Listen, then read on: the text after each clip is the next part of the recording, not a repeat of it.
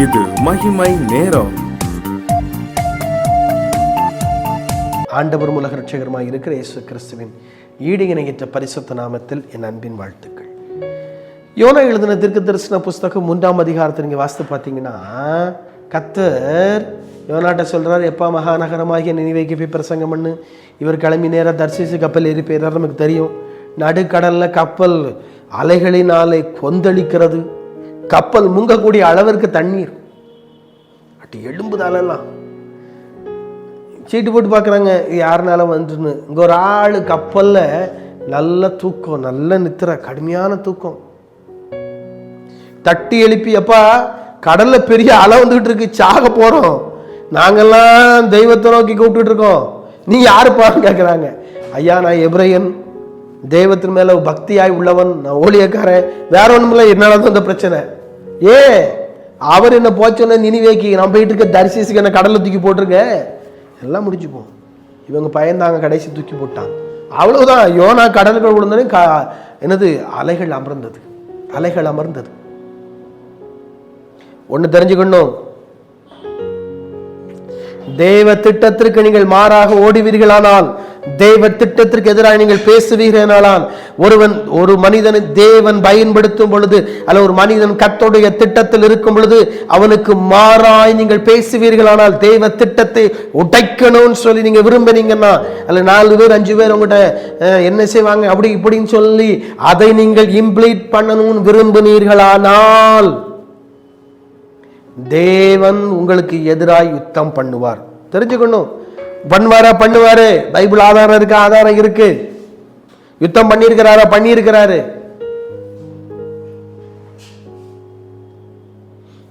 YONO தேவ திட்டத்தை மீறி ஓடுகிறார். மீன் வயிற்றுக்குள்ள பிடிச்சு போட்டு கடைசி பிடிச்சு கொண்டு நினைவேல வைக்கிறாருங்க. நீங்க தேவ திட்டத்துக்கு மாறா மீறி ஓடுனீங்கனாலும், எங்கே உங்களை வைக்க வேண்டும் என்று சொல்லி தேவன் விரும்புகிறாரோ அந்த இடத்துல பிடிச்சு கொண்டு உங்களை வச்சே தீர்வாரு. நீங்க எவ்வளவு ஓடினாலும் நடக்காது. நல்லா தெரிஞ்சுக்கிடுங்க, நீங்க எவ்வளவு ஓடினாலும் சரி முடியாதுங்க.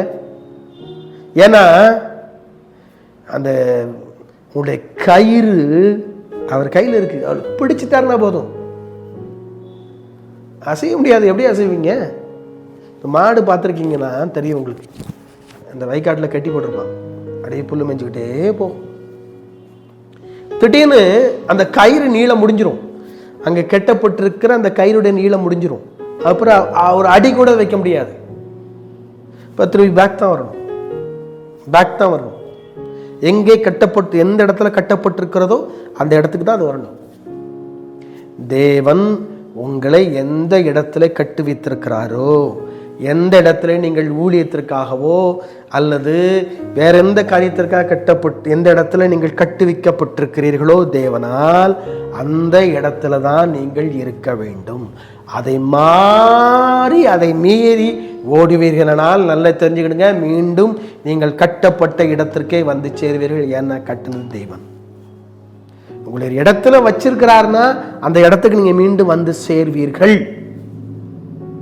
எங்க வேணாலும் ஓடுங்க, எப்படி வேணாலும் ஓடுங்க, முடியாதுங்க. எவ்வளவு தூரம் ஓடுவீங்க? எவ்வளவு தூரம் போவீங்க?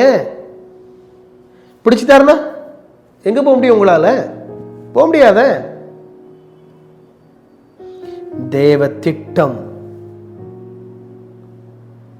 தேவ திட்டத்தை உணராத ஒரு ஊழியனும், தேவ திட்டத்தை உணராத விசுவாசியும், அல்லது ஊழியத்தை குறித்து முழுமையான தெளிவில்லாத ஊழியனும் விசுவாசியும் ஊழியம் செய்ய முடியாது.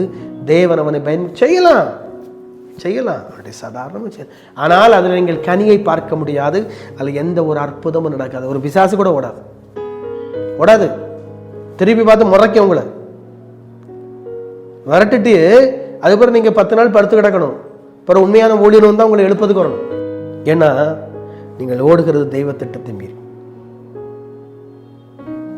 நீங்க தெய்வ திட்டத்தின் மையத்தில் இருக்கிறீர்களா?